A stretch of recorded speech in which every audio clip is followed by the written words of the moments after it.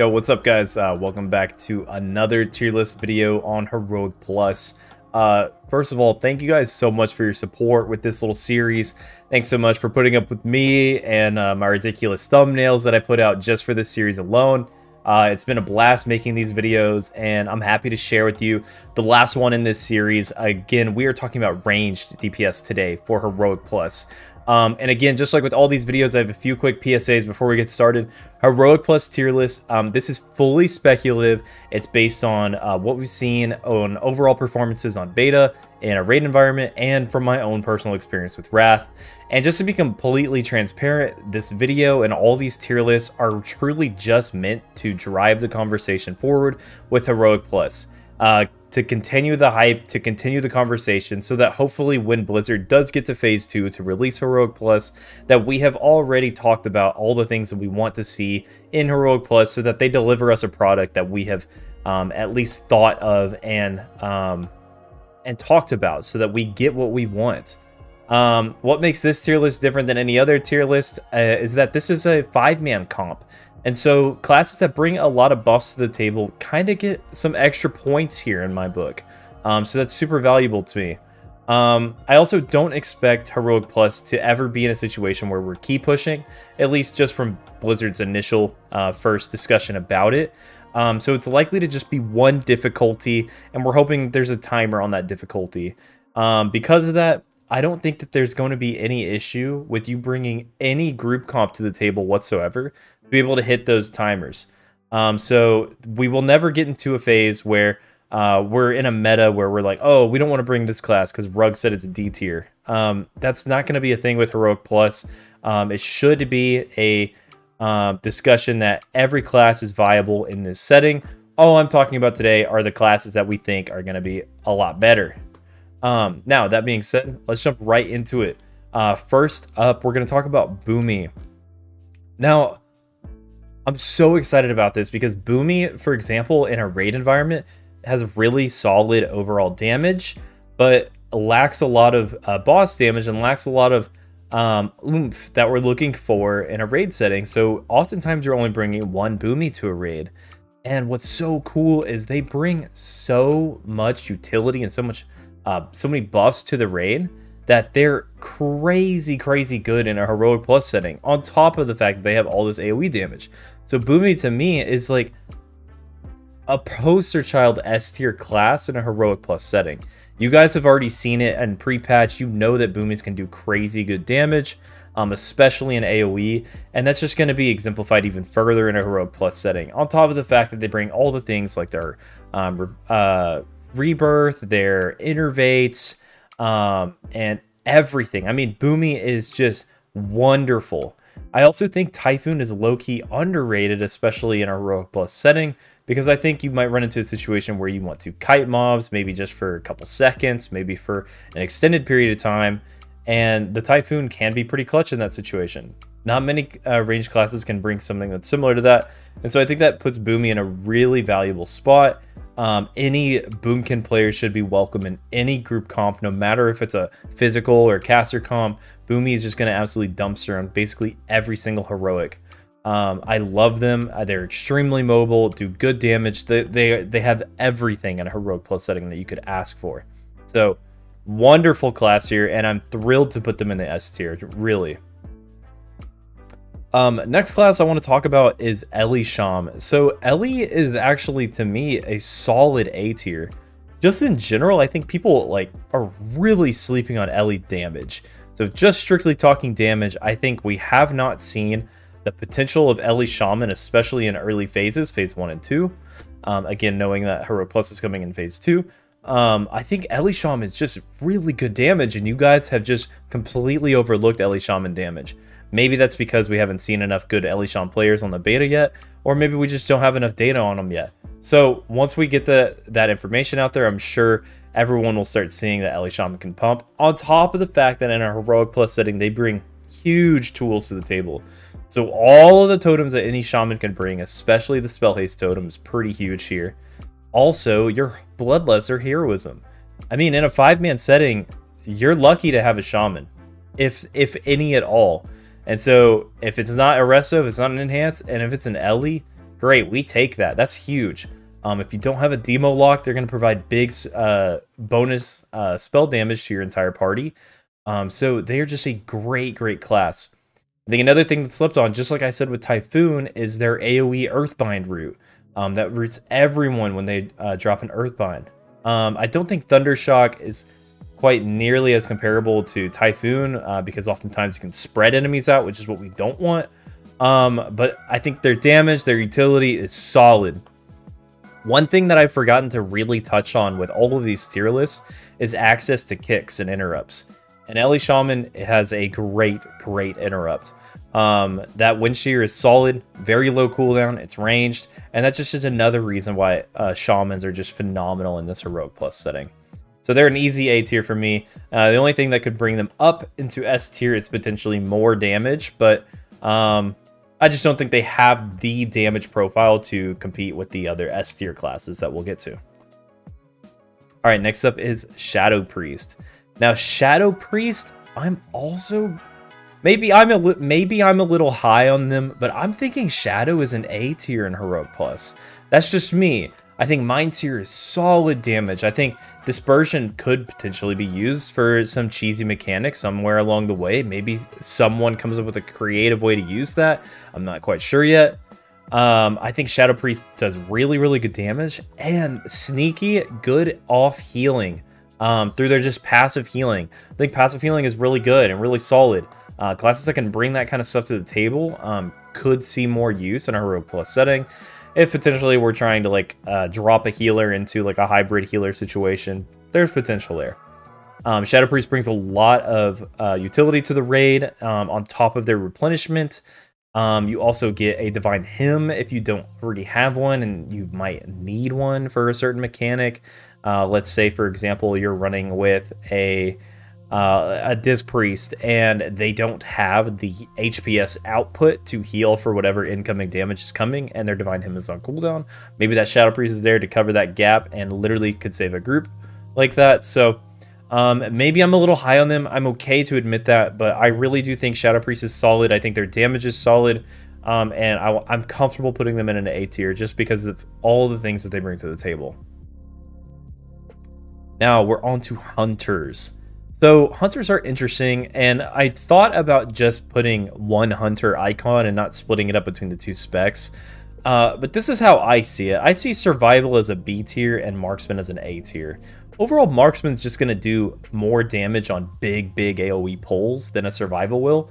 But the difference is really minor. Like a Survival Hunter can do awesome, especially in a smaller cleave setting and on single target fights if we're talking strictly boss damage. And a lot of this is going to depend per the heroic on terms of which Hunter spec is going to be better. I really think so.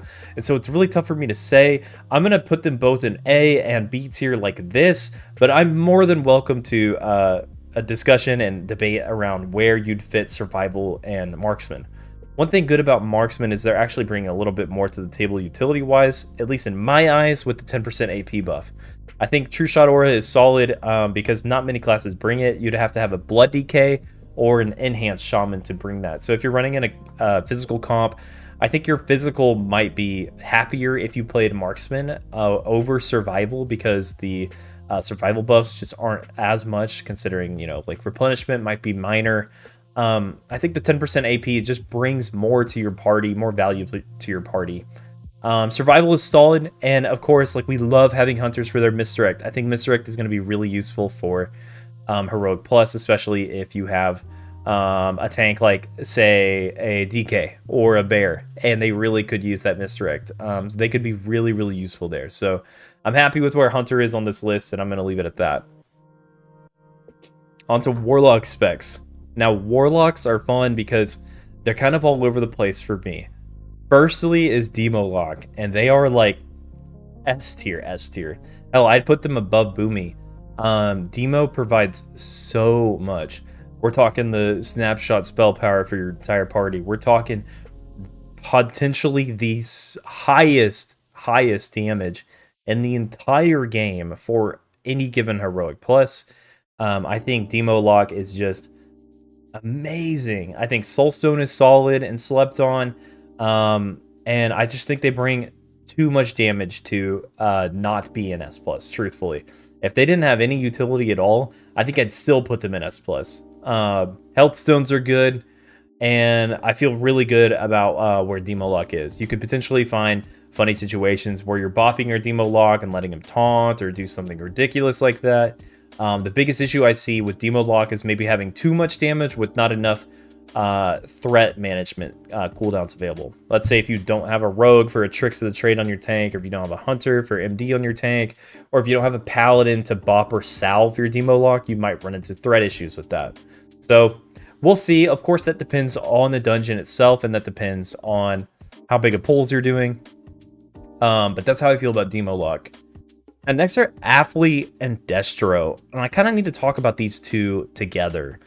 Firstly, this is where I'd put them. I'm putting them above Survival Hunter, but Destro over Athlete. Now, Affliction Lock, in a situation where Heroic Plus is really, really buffed, the more buffed that Heroic Plus is, the better Affliction Lock is going to be, without a doubt. The harder it is, and if we ended up in some situation where Blizzard decided, yeah, we want to add key pushes to it, and you started pushing really, really, really high, Athlete starts coming way, way higher up in value.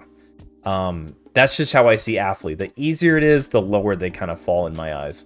Destro pumps. I think the problem I foresee with Destro is I think Shadow Fury is just kind of underwhelming in a lot of cases. I think visually and the satisfaction players get from pressing Shadow Fury is ridiculously high, which makes it kind of have this inflated value in a lot of people's eyes.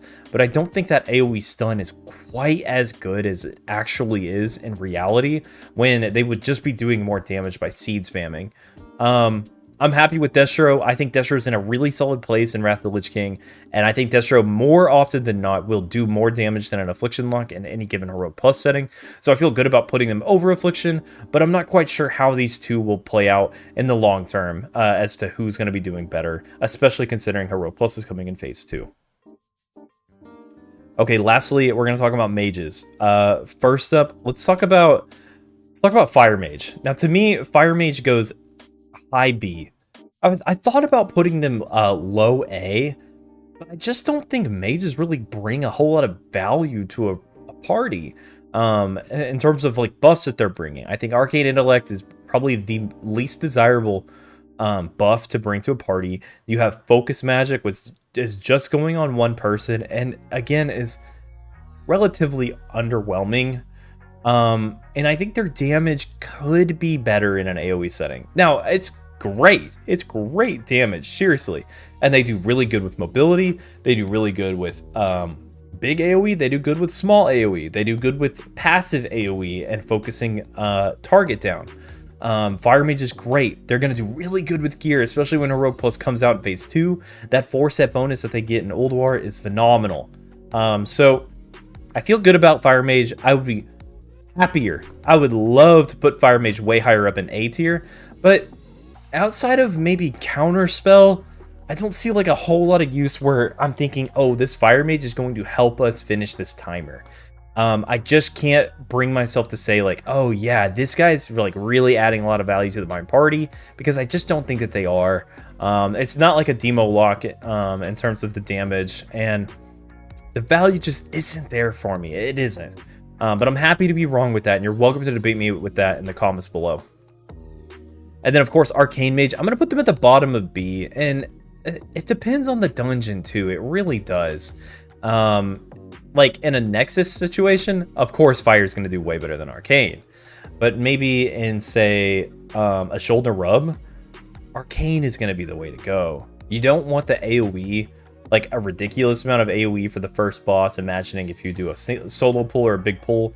You want to burn the boss down, so Arcane's going to be phenomenal for burning boss. The second boss in AN, again, another boss burn. And then the third boss, like, the third boss in AN's a joke. So I think it just depends on the dungeon for Arcane. The more single target they can get, the better. I don't think they'll run into any mana issues whatsoever in a Heroic Plus setting. And I just think more often than not, you're going to want to play Fire, especially in late Phase 2 and beyond. Fire is just going to kind of overtake this role. And so it's possible that even Arcane could fall into a C tier. But I'm going to put them at bottom of B because I really just don't think there's anything too glaringly wrong with Arcane to be in C tier. Now for Frost Mage and like BM Hunter, I mean, I guess you could throw like BM Hunter here and Frost Mage here, or here, or here.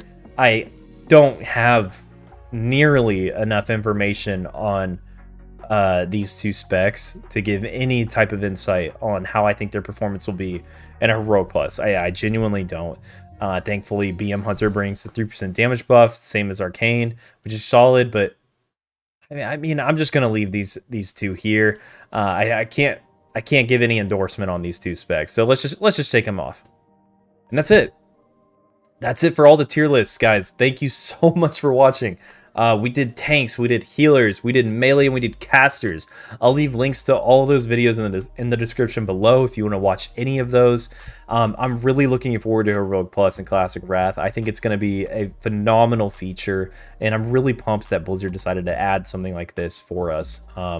This was a great decision, and I really hope that it becomes what we're hoping it can be. So if you have any dreams or aspirations for what you want Heroic Plus to be, discuss it in the comments below, please. We need to be talking about this kind of stuff if we want this feature to be done the way that we want it to be done. If you have any disagreements with how I've done my tier lists, or if you'd put anyone else higher or lower, please let me know in the comments below as well. I'm happy to discuss it. I think this discussion is fun. Genuinely, it's very, very fun, and I love dreaming up of all these fun different combinations we can do with classes, because I think that when Heroic Plus does come, the ladder for it is going to be a freaking rainbow. Sure, we might run into a couple like Boomie Demo Lock stacks, but I think for the most part, these these group comps are going to be just a group of friends just blasting and playing whatever classes that they like to play. And that's just how I foresee it in Wrath. And I think it's in a really good place if that's how it is. So again, guys, thanks so much for the support. Please subscribe to the channel if you can. It means so much to me, and it really helps me grow. I'm really looking forward to Wrath. We are 1 day away. 1 day, almost 24 hours away from launch. So looking forward to the launch, boys, and I will see you guys in Northern. Peace.